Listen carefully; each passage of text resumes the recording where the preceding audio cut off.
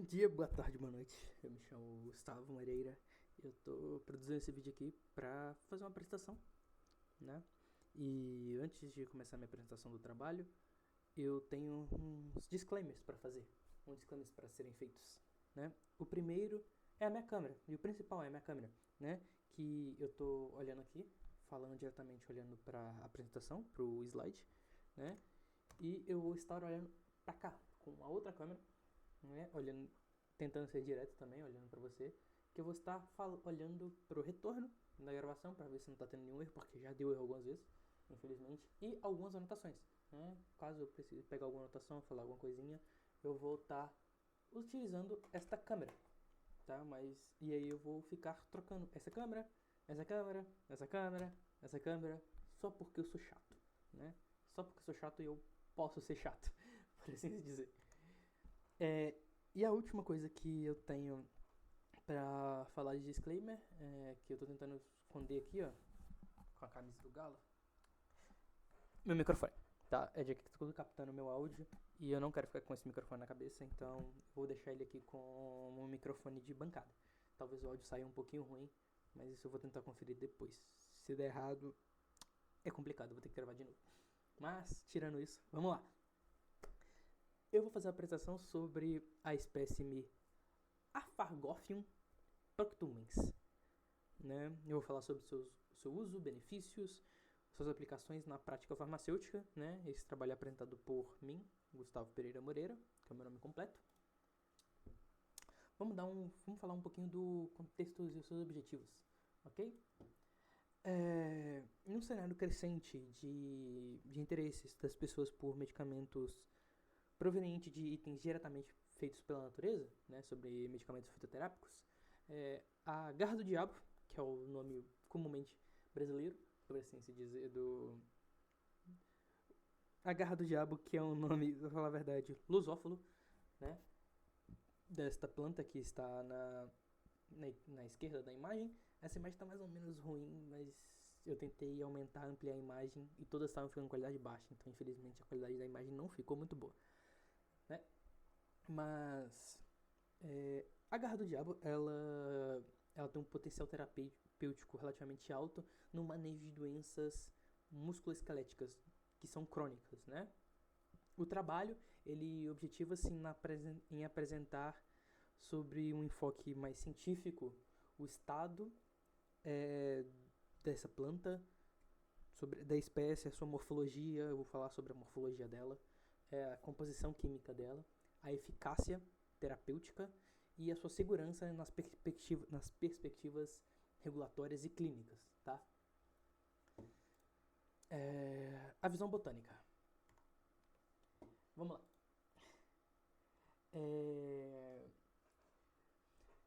Vamos começar falando sobre algumas coisas da garra do diabo, né? É uma espécime perene, da família Padalekazi. É um nome meio chato, eu não consigo falar direito. Mas ela é nativa da região da África, ok? Ela é adaptada para o clima perene, para o clima extremo seco, né? Seco e quente, né? E ela tem uma morfologia peculiar, né? Que inclui frutos lenhosos com extensões em forma de garra que se soltam, né? E aí por isso esse nome comum, né? Que é a garra do diabo, que ele fica preto, ele fica escuro. E ele é feito para adaptação, para dispersação e reconhecimento. E ele é fácil de reconhecimento visual, né? Tem populações variadas do Arpagophyum procumbens, né? Ela tem várias populações botânicas, condições ambientais e estágios de desenvolvimento que influenciam nessas características, né? Tanto as características morfológicas quanto as fitoquímicas. E tá repetindo fitoquímicas, na verdade, o tempo todo vai estar repetindo palavras, mas não é. Tá errado, não é o texto que tá errado, posso assim dizer. Quando vai pra apresentação, duplica palavras. Eu não sei porquê, eu já tentei corrigir isso várias e várias e várias vezes, mas não dá certo, né? Mas vamos lá. Deixa eu conferir se tem alguma coisa interessante pra se falar aqui. Não, nesse momento não. A nomenclatura e a sua taxonomia, tá? O nome botânico principal é Arpagophyum procumbens, DC, né?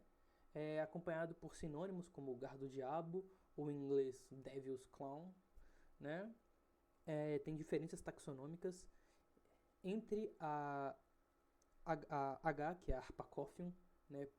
Procumbens, e a Arpagophyum zeiri, ou zeiheri, né? Que tem uma certa importância na sua diferença taxonômica, porque influencia na parte metabólica, né, dos seus bioativos e no reconhecimento na farmacopeia, né? À direita ali temos o seu nome botânico, que são dois que vamos apresentar.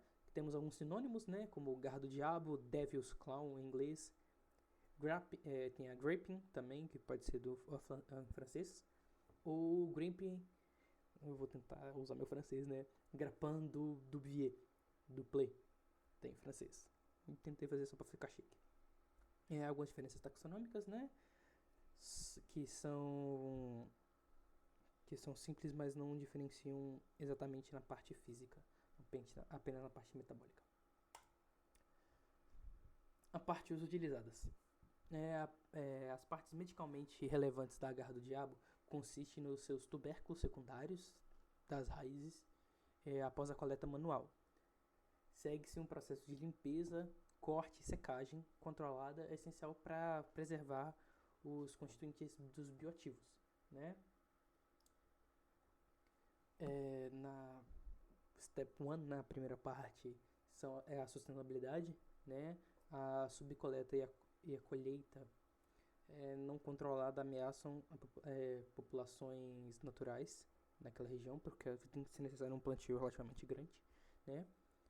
A regulação são estratégias de manejo e rastreabilidade, são fundamentais para o controle de qualidade do produto. A continuidade para garantir a continuidade dos recursos fitoterápicos. Nossa, agora que eu percebi, peço perdão que eu tô... Peço perdão, porque agora que eu vi que eu tô no meio aqui. Desculpa. Eu tô aqui no meio, atrapalhando um pouquinho, mas qualquer coisa eu disponibilizo o link para download do arquivo, tá? Vamos lá. Na sua composição química. A composição química dos tubérculos da garra do diabo é relativamente complexa, né? Conferindo efeitos terapêuticos multifacetados. Perdão.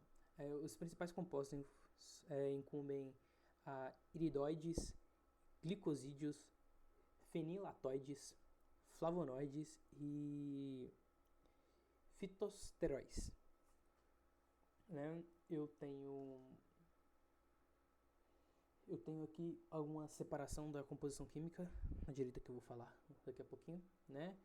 Esses conjuntos proporcionam benefícios significativos para a saúde e padronização da eficácia terapêutica. Tá duplicando muito, eu peço desculpas, mas na hora que eu mandar o arquivo, disponibilizar o arquivo para download, vocês vão ver que não está duplicado, apenas quando em apresentação. Bom, vamos lá. O eridoides glicosídeos tem cerca de 5 a 3% na planta, né? E também destaca uma parte que são os herpagosídeos, que tem ali menos que 1,2%, né? Presente nas plantas. E esses aqui são nossos marcadores, né? Temos os nossos fenilatóides como o acteosídeo com potente ação antioxidante. Nós também temos os flavonoides e fitosídeos e alguns outros açúcares, né, presentes na sua composição química. Padronização e controle de qualidade. Eu separei aqui o produto do questionamento 4 pilares. Tá, aqui eu separei algumas partes da apresentação para falar do controle de qualidade e padronização de um fitoquímico, de um fitofármaco, na verdade, né? Que são seus extratos ali com menos de 1,2% do hipagosídeo, segundo a farmacopeia oficial. A análise instrumental, que são métodos avaliados com HPCL, e o PCL, para a quantificação dos principativos. A rastreabilidade, né, que é necessário durante a coleta, durante o controle de quando que foi retirado, os padrões de localização, que são relativamente necessários para quando for produzido o fitofármaco, né? E a estabilidade, que são monitoramento de armazenamento e containers, né, que são necessários para a não desnaturação das proteínas, para não perca dos açúcares ou dos outros componentes. Vamos lá, sua farmacologia pré-clínica. Temos sua atividade anti-inflamatória, né, que é comprovada em redução de edemas e marcadores de modelos em animais na questão da artrite. Ação analgésica, né, alguns estudos demonstram uma diminuição da hiperglasia em testes experimentais, propriedades antioxidantes, que é extremamente necessário também. Algumas evidências apontam que a garra do diabo é capaz de neutralizar alguns radicais livres, né, tanto in vitro quanto em vivo. Aqui temos o seu mecanismo de ação, tá? Ele inibe a enzima COX-2, por isso o efeito anti-inflamatório, e a penta ou 5-LOX, né, que é muito utilizado nos processamentos anti-inflamatórios, e esses dois são inibidos pelos ANS, né? Modulação de citocinas, né? Eles reduzem a TNF-alfa, a IL-1-beta, a IL-6, citocinas pró-inflamatórias. E a metaloprominase, como a MMP13, né? A gente tem alguns efeitos antioxidantes que foram ditos antes, né? Que tem o efeito antioxidante complementar a atividades anti-inflamatórias, né? Atenuando o estresse oxidativo crônico, né? Tem a modulação da NF-κ-beta, que é um regulador central de inflamação. Aqui temos alguns dados clínicos, né, da sua eficácia. Evidências clínicas sustentam que o uso da garra do diabo como adjuvante no tratamento de osteoartrite e dor lombar, ensaios clínicos de duplos cegos e meta-análises destacam a redução significativa da dor, melhora da função física e um NET favorável em comparação a outros fitoterápicos e anti-inflamatórios leves, né? Nós temos uma redução de 20 a 35% da redução de dor sob o efeito placebo. Nós temos uma melhora da função física e mobilidade. E o NNT favorável, que é o seu número necessário para se tratar, favorável comparado a outros fitoterápicos.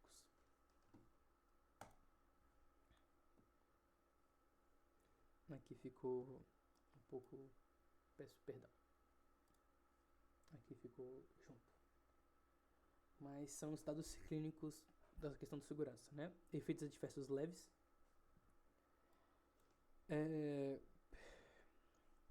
Predominante displasia, náuseas e episódios gastrointestinais. As suas contraindicações são para úlceras pépticas ativas, doenças biliares graves, gravidez e lactação. Interpretações potenciais anticoagulantes, né, que seria a varfarina, e antihipertensivos. Monitoramento recomendado. É necessário um uso pelo uso prolongado, então é necessário, se for feita uma utilização prolongada desse fitoquímica, não, né, esse fitofármaco, sobre uma suposição tanto farmacêutica quanto médica. Uma justificativa da sua fitoterapia, né? Uma justificativa do porquê incorporar ao arsenal, né? Tem 3 pilares bastante sólidos, que é uma base tradicional consolidada, né? Séculos de uso de etnofármacos, né? É um fitofármaco que está utilizado, é uma planta utilizada constantemente por povos locais, né? Então tem uma adesão relativamente boa para essas pessoas. Temos uma certa evidência científica robusta, ok? Sobre a utilização desse fármaco, né? A relação custo não, né? Risco-benefício é positiva, né? O custo é relativamente baixo e também causam a redução da utilização de anti-inflamatórios não esteroidais na população, o que ajuda as pessoas a pararem de utilizar medicamento de forma excessiva. Nós temos aqui algumas críticas fundamentadas da literatura, né? Como consistência nos dados sobre os efeitos anti-inflamatórios e processos de padronização são bem documentados e analisados. Nós temos algumas revisões recentes, né? Elas evidenciam a melhora objetiva da dor e sua função, sugerindo uma certa eficácia em tratamentos. Temos limitações, nossa senhora, a dicção tá foda hoje. Alta heterogeneidade metodológica em ensaios, tanto de dosagem, preparo, população-alvo, pode comprometer a validade de alguns resultados. Comparações necessárias. Falta de comparação direta com os anti-inflamatórios não esteroidais comumente utilizados, os de primeira ação, né? Tem uma certa limitação nos estudos nessa comparação. Algumas recomendações clínicas. Indicação: indicar preferencialmente em quadro de dor osteoarticular leve e moderada, né, quando há preferência do paciente por fitoterapia, porque é necessário sempre lembrar que existe muito preconceito com fitoterápicos. Então, caso o paciente não se sinta confortável em utilizar algo derivado de uma planta, não vale a pena tentar utilizar, assim como o pedido para ser utilizado em dor leve ou moderada, porque a taxa de efetividade e a taxa de aceitação é relativamente baixa, né, ao paciente. Então, é necessário usar de início. No início da doença, quando tiver um quadro mais ameno. As doses recomendadas são de 50 a 100 mg de arpagolosídeos por dia, né, normalmente dividida em 2 tomadas no período de 2 a 4 semanas. Os extratos padronizados é necessário selecionar extratos de menos que 1,2 do hepatoglicídio e confirmar a sua marca, os seus marcadores, para identificar a sua funcionalidade, né? É necessário um monitoramento, né? Um monitoramento médico e farmacêutico para qualquer efeito diverso, né, da revisão terapêutica e de um caso de uso crônico, que seria superior a 12 semanas. Tem perspectivas futuras. Aqui eu vou fazer algumas perspectivas futuras sobre para onde vamos com esse fitofármaco, né? Em 2024, estudos, né, nanoencapsulados e maior estabilidade do princípio ativo. Em 2025, estratégia do cultivo sustentável e rastreabilidade completa na cadeia de produção. Em 2027, novos ensaios clínicos randomizados comparados diretamente com os anti-inflamatórios, né, e os anti-inflamatórios de referência e avaliação farmacocinética avançada. É necessário ser feito isso para a utilização melhor deste fitofármaco. Conclusões. Para concluir, temos 3 mensagens principais. A garra do diabo é uma opção terapêutica válida com eficácia comprovada, principalmente para dor osteoarticular. A padronização não é algo negociável, né? A qualidade desde o início da produção da planta até o final do uso do paciente, é necessário manter esse controle, manter essa padronização do plantio, do cuidado da planta, do cuidado da extração, testes de qualidade, testes de eficácia. É necessário fazer esse controle constante. O nosso papel vai além da dispensação, né? Somos educadores no balcão, somos educadores na rua, na questão de qualquer tipo de medicamento, no esquisito de um fitofármaco, né? Temos que ser vigilantes na questão